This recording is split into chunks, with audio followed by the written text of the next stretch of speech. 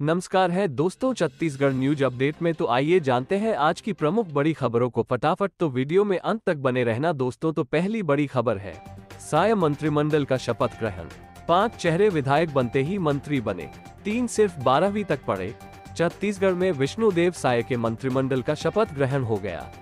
साय मंत्रिमंडल में जिन 9 विधायकों ने मंत्री पद की शपथ ली, उनमें 3 पहली बार के विधायक हैं और पहली बार में ही मंत्री बने हैं। इससे पहले विष्णुदेव साय ने अरुण साव और विजय शर्मा को शपथ दिलाई थी। अरुण साव और विजय शर्मा पहली ही बार जीतकर आए और मंत्री बने। इस तरह 12 लोगों के मंत्रिमंडल में 5 चेहरे पहली बार विधायक बने और पहली ही बार में मंत्री बने हैं। इनमें टंकराम वर्मा, ओपी चौधरी, लखन लाल देवांगन, श्याम बिहारी जायसवाल और लक्ष्मी रागवाड़े शामिल हैं। इनमें से 3 मंत्री सिर्फ 12वीं तक ही पढ़े लिखे हैं। दयालदास बघेल 10वीं पास है, वहीं लखनलाल देवांगन 7वीं और लक्ष्मी रागवाड़े 12वीं तक ही पढ़ी लिखी है। कैबिनेट में कुल 12 में 6 ओबीसी, 3 आदिवासी, 2 सामान्य और 1 एससी है। वहीं एक जगह अब भी खाली है। प्रदेश में 13 सदस्यों का मंत्रिमंडल होता है। सीएम साय के साथ 2 डिप्टी सीएम शपथ ले चुके थे।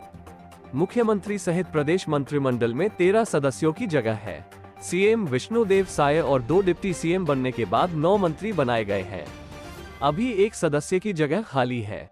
12 सदस्यीय कैबिनेट में अभी 6 ओबीसी, 3 आदिवासी, 2 सामान्य और 1 एससी है। साथ ही अगली बड़ी खबर है, एक वादे होंगे पूरे। डिप्टी सीएम विजय शर्मा का बड़ा बयान, कहा खाली पदों पर करेंगे भर्ती, पीएससी भ्रष्टाचार क्रिस्टल की तरह होगा साफ। कैबिनेट शपथ को लेकर डिप्टी सीएम विजय शर्मा का बड़ा बयान सामने आया है। डिप्टी सीएम विजय शर्मा ने कहा, हमारी प्राथमिकता में छत्तीसगढ़ के विकास है। पिछली सरकार ने सिर्फ करप्शन किया है, कार्य नहीं। कर्ज से कर्ज लिया लेकिन पैसा कहाँ है? प्रधानमंत्री की गारंटी है, एक वादे पूरे होंगे। आगे डिप्टी सीएम शर्मा ने कहा, पिछली सरकार ने वादा करके सिर्फ धोखा दिया है, युवाओं का भरोसा नहीं टूटेगा। पीएससी भ्रष्टाचार क्रिस्टल की तरह साफ होगा। आगे उन्होंने ये भी कहा कि रोजगार की व्यवस्था करेंगे, खाली पदों पर भर्ती करेंगे। अब अगली कैबिनेट बैठक का इंतजार है। छत्तीसगढ़ पुलिस में कांस्टेबल के 5,967 पदों पर वैकेंसी। 1 जनवरी 2024 से शुरू होगी आवेदन प्रक्रिया, 12वीं पास को मिलेगा मौका। छत्तीसगढ़ पुलिस मुख्यालय में 5,967 आरक्षक पदों के लिए 1 जनवरी 2024 से ऑनलाइन आवेदन की प्रक्रिया शुरू होगी। 15 फरवरी 2024 की रात 11:59 तक अभ्यर्थी ऑनलाइन आवेदन कर सकेंगे। उम्मीदवार वेबसाइट cgpolice.gov.in पर जाकर आवेदन कर सकते हैं। पुलिस मुख्यालय ने भर्ती को लेकर 4 अक्टूबर 2023 नोटिफिकेशन जारी किया था। हालांकि राज्य में विधानसभा चुनावों के चलते आचार संहिता लगने से इसे स्थगित कर दिया गया था। एजुकेशनल क्वालिफिकेशन 12वीं या कोई समकक्ष परीक्षा पास। आयु सीमा 18 से 28 वर्ष। अनुसूचित जाति, अनुसूचित जनजाति या अन्य पिछड़ा वर्ग, गैर क्रीमी लेयर के उम्मीदवारों को उच्चतर आयु सीमा में 5 वर्ष तक की छूट दी जाएगी। सैलरी 19,500 रुपये प्रति माह। इसके अलावा HRA, DA आदि भत्ते दिए जाएंगे। सिलेक्शन प्रोसेस, इस प्रोसेस में डॉक्यूमेंट वेरिफिकेशन, PST, शारीरिक दक्षता परीक्षा, PAT और लिखित परीक्षा शामिल है। PET में लंबी कूद, ऊंची कूद, गोला फेंक, 100 मीटर दौड़ और 800 मीटर दौड़ शामिल है। एग्जाम पैटर्न, लिखित परीक्षा 100 अंकों की होगी। इसमें general knowledge, intelligence ability, analytical ability और एरिथमेटिक से प्रश्न पूछे जाएंगे। साथ ही अगली बड़ी खबर है, बिना अनुमति कार्यक्रम करने वालों पर होगा सीधे मुकदमा दर्ज। नए साल पर पुलिस सख्त, नशे में ड्राइविंग की तो गाड़ी जब्त। राजधानी में 31 दिसंबर की रात नए साल के जश्न पर आयोजित होने वाले कार्यक्रम और इवेंट पर पुलिस प्रशासन का सख्त पहरा रहेगा। बिना अनुमति कार्यक्रम करने वालों पर सीधे मुकदमा दर्ज किया जाएगा। कार्यक्रम भी तुरंत बंद करा दिया जाएगा। रात 10 बजे के बाद कोई भी डीजे या साउंड बॉक्स नहीं बजा सकेगा। रात 2 बजे तक शहर के चारों तरफ 25 जगह पुलिस की जांच चलेगी। गाड़ी चलाने वाला नशे में पाया गया तो गाड़ी जब्त की जाएगी। साथ ही 10,000 रुपए का जुर्माना भी लगाया जाएगा। 3 सवारी, बिना नंबर और हाई स्पीड पर भी कार्रवाई की जाएगी। एएसपी लखन पटले ने बताया कि नए साल के कार्यक्रम को लेकर गाइडलाइन बनाई गई है। जल्द ही होटल, रेस्तरां, बार और इवेंट कंपनियों की बैठक बुलाई जाएगी। उन्हें दिशा निर्देश दिया जाएगा। साउंड सिस्टम को लेकर सख्ती रहेगी। सुप्रीम कोर्ट की गाइडलाइन के अनुसार ही अनुमति दी जाएगी। आदेश का उल्लंघन करने पर डीजे, धूमाल समेत साउंड सिस्टम को जब्त किया जाएगा। हर तरह के छोटे बड़े आयोजन के लिए अनुमति लेना जरूरी है। 31 दिसंबर की रात 25 से ज्यादा जगहों पर पुलिस बैरिकेड्स लगाकर जांच करेगी। खासतौर पर बाहर से शहर के भीतर आने वाली गाड़ियों की जांच की जाएगी। जांच रात 8 बजे से शुरू होगी और रात 2 बजे तक चलेगी। गाड़ी चलाने वालों की मशीन से जांच की जाएगी। रात में नवा रायपुर में बिना कारण किसी को घूमने नहीं दिया जाएगा। सेरी खेड़ी, जोरा, वीआईपी, राज्योत्सव मैदान के पास भी पुलिस जांच करेगी। वहां रहने वाले या कार्यक्रम का पास दिखाने वाले को ही जाने दिया जाएगा। बाहर से आने वाले कलाकार या इवेंट कंपनी की पूरी जानकारी पुलिस प्रशासन को देनी होगी।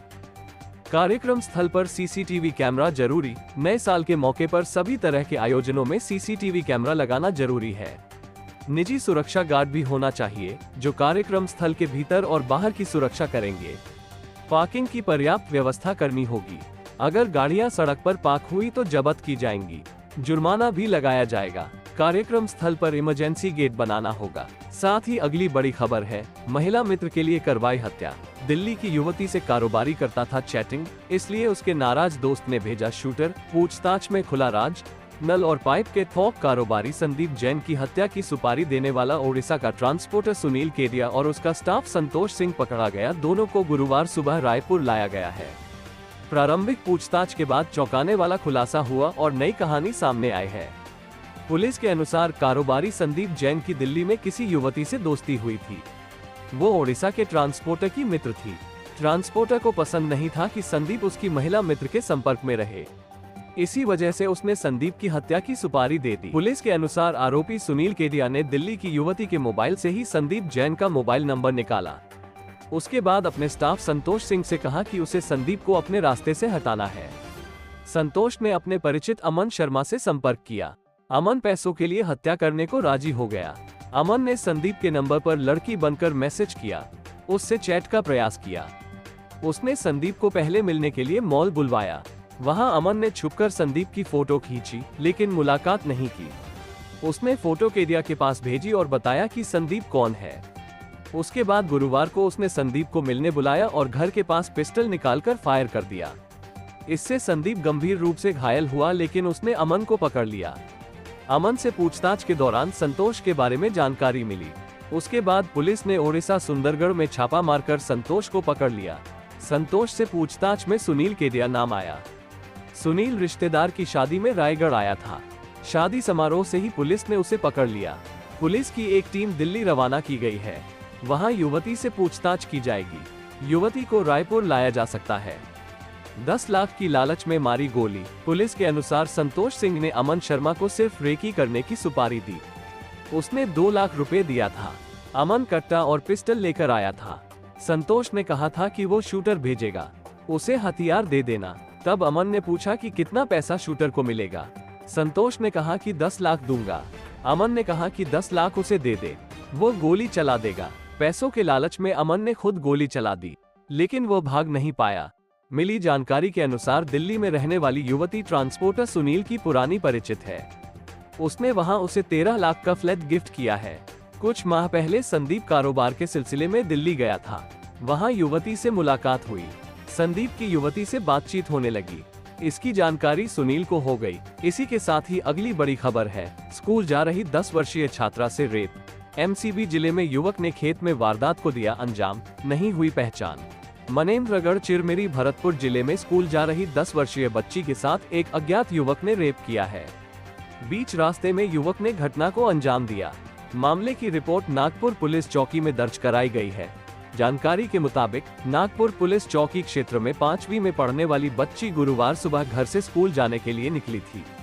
घर से स्कूल के बीच करीब आधा किलोमीटर की दूरी पर खेत है, जहां उसे अकेली देखकर एक युवक ने उसका हाथ पकड़ उसे खेत में खींच लिया और उसके साथ रेप किया। उसे खून से लथपथ हालत में छोड़कर भाग निकला। घटना के बाद पीड़ित बालिका किसी तरह घर पहुंची। उसे अस्त व्यस्त हालत में देखकर परिजन भी सहम गए। दोपहर 12 बजे परिजनों ने घटना की रिपोर्ट नागपुर पुलिस चौकी में दर्ज कराई।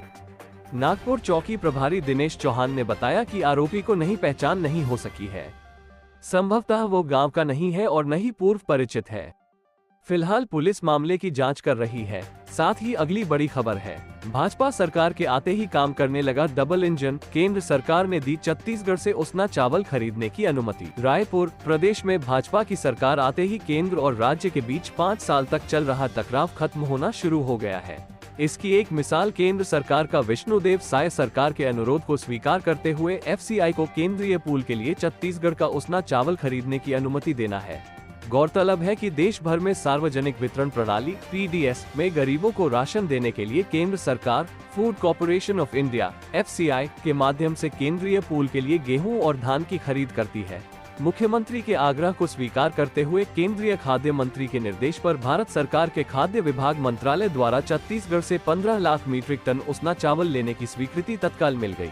मुख्यमंत्री कार्यालय की ओर से बताया गया कि CM साय ने राज्य में समर्थन मूल्य पर धान खरीद की स्थिति एवं कस्टम मिलिंग की ओर केंद्रीय खाद्य मंत्री गोयल का ध्यान आकर्षित करते हुए 21 दिसंबर को ही पत्र लिखा था।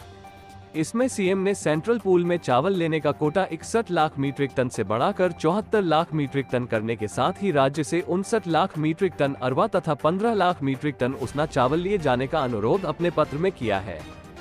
साथ ही अगली बड़ी खबर है, एक्सीडेंटल ट्रक से टकराई यात्री बस, 3 की मौके पर मौत, 12 लोग घायल।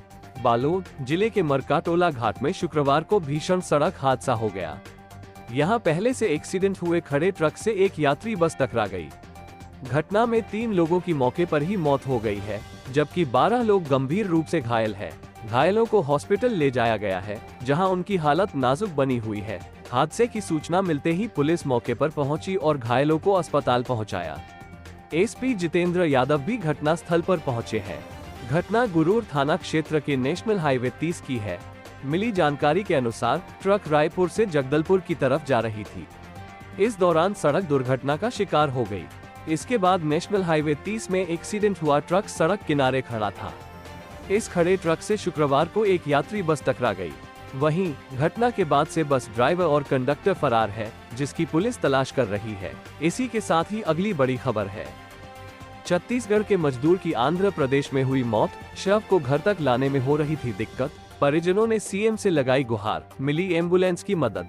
जशपुर रोजगार की तलाश में आंध्र प्रदेश के विशाखापट्टनम गए जशपुर निवासी प्रवासी मजदूर की संदिग्ध परिस्थिति में मृत्यु हो गई। मृतक के शव को गृहग्राम तक लाने के लिए मृतक के परिजनों ने मुख्यमंत्री विष्णुदेव साय से सहायता मांगी, जिस पर CM साय के निर्देश पर प्रशासन ने पहल की। जानकारी के अनुसार जिले के फरसाबहार ब्लॉक के पुरीनबंद निवासी मृतक नरसिंह पैंकरा अपने 2 साथियों के साथ रोजगार की तलाश में विशाखापट्टनम गया था। मृतक के साथियों ने बताया कि नरसिंह पैंकरा का शव 2 दिन पहले विशाखापट्टनम के एंगोल में रेल पटरी के बीच में रेलवे पुलिस ने बरामद किया था। मृतक का शव बरामद होने के बाद उसके साथियों के सामने शव को विशाखापट्टनम से पुरीनबंद लाने की समस्या खड़ी हो गई। ऐसे में मृतक के परिजनों ने सहायता के लिए मुख्यमंत्री विष्णुदेव साय से गुहार लगाई थी। मुख्यमंत्री साय ने पहल करते हुए मृतक के शव को एंगोल से पुरीनबंद लाने के लिए वाहन की तत्काल व्यवस्था करने का निर्देश अधिकारियों को दिया था। एंगोल में शव वाहन की व्यवस्था होने पर मृतक का शव गुरुवार को गृहग्राम पुरीनबंद पहुँचा। यहाँ मृतक का अंतिम संस्कार कर दिया गया है। संवेदनशीलता दिखाते हुए सहायता के लिए मृतक के स्वजनों ने मुख्यमंत्री विष्णुदेव साय और कलेक्टर रवि मित्तल का आभार जताया है। साथ ही अगली बड़ी खबर है, हथकड़ी खोलकर थाने से फरार हुआ दुष्कर्म का आरोपी, 4 दिन बाद भी नहीं मिला कोई सुराग। जशपुर बगीचा थाना से अपहरण एवं दुष्कर्म का आरोपी फरार होने से पुलिस महकमे में हड़कंप मच गया है। आरोपी साहिल अंसारी हथकड़ी खोलने के बाद छत से कूदकर फरार हो गया। इस आरोपी की तलाश में लगी पुलिस की 3 टीमों को 4 दिन बाद भी कोई सुराग नहीं मिल पाया है। पुलिस कर्मियों की बड़ी लापरवाही बरतने के इस मामले में उच्च अधिकारी ने बगीचा थाने के 3 लोगों को कारण बताओ नोटिस जारी किया है। बता दें कि बगीचा थाने में पीड़ित नाबालिग के परिजनों की रिपोर्ट पर पुलिस ने साहिद खान के विरुद्ध अपहरण और दुष्कर्म का अपराध दर्ज किया था। इस आरोपी की कोरबा में लोकेशन मिलने पर बगीचा थाने की पुलिस टीम ने घेराबंदी कर उसे गिरफ्तार किया था। अब बगीचा थाने से फरार आरोपी के विरुद्ध एक और मामला दर्ज किया गया है। बगीचा थाना प्रभारी सतीश सोनवानी ने बताया कि पुलिस की टीमों को फरार आरोपी के संबंध में अभी तक कोई सुराग नहीं लगा है। बगीचा SDOP निमिषा पांडेय ने थाने में लापरवाही बरतने के इस मामले में 3 पुलिस कर्मियों को कारण बताओ नोटिस जारी किया है। साथ ही अगली बड़ी खबर है, सूरजपुर में झाड़ियों में जीवित हालत में मिली नवजात बच्ची। सिलफिली जंगल के झाड़ियों से मिली बच्ची, इलाज के लिए Ambikapur medical college refer. Surajpur में मानवता को शर्मसार करने का एक मामला सामने आया है, जहां एक नवजात बच्ची को अज्ञात के द्वारा झाड़ियों में फेंक दिया गया था। फिलहाल इस नवजात की हालत खतरे के बाहर बताई जा रही है और एहतियातन बेहतर इलाज के लिए उसे अंबिकापुर मेडिकल कॉलेज रेफर कर दिया गया है। दरअसल ये पूरा मामला जयनगर थाना क्षेत्र के सिलफिली जंगल का है, जहां झाड़ियों में एक नवजात बच्चे के रोने की आवाज सुनकर स्थानीय लोगों ने इसकी जानकारी जयनगर थाने में दी। सूचना के बाद पुलिस मौके पर पहुंची और बच्ची को तत्काल जिला अस्पताल सूरजपुर ले गई। डॉक्टरों ने नवजात की जांच कर उसे खतरे से बाहर बताया। नवजात बच्ची को बेहतर इलाज के लिए बच्ची को अंबिकापुर मेडिकल कॉलेज रेफर कर दिया गया है। फिलहाल पुलिस इस मामले को दर्ज कर छानबीन कर रही है। बता दें कि 3 दिन पहले छत्तीसगढ़ के कोरबा के सिविल लाइन थाना क्षेत्र अंतर्गत कचरे की ढेर के पास से एक नवजात शिशु बरामद हुआ था, जिसकी इलाज के दौरान मौत हो गई थी।